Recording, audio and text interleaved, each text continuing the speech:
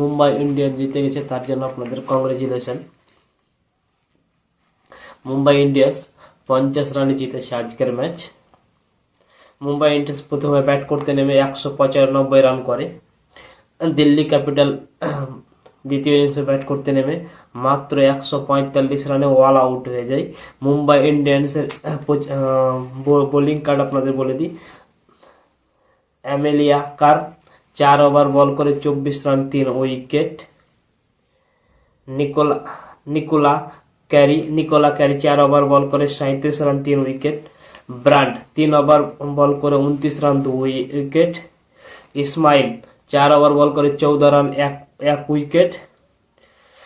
অমরজিৎ কর 2 over bowl করে 17 run 0 wicket. Gupta 1 over bowl করে 9 রান 1 উইকেট। এমআই ক্যাপিটালসের সব থেকে সর্বোচ্চ রান করেছেন ব্রান্ড রান করেছে 74 রান 46 বলে, 13টা 4। হারমানপ্রীত কৌর মুম্বাই ইন্ডিয়ান্সের ক্যাপ্টেন 74 রান 42 বলে, 8টা 4 3টা ছক্কা। নিকোলা ক্যারি করেছে 21 রান 12 বলে 4টা 4। সাজনা 5 রান করেছে 2 বলে 1টা 4।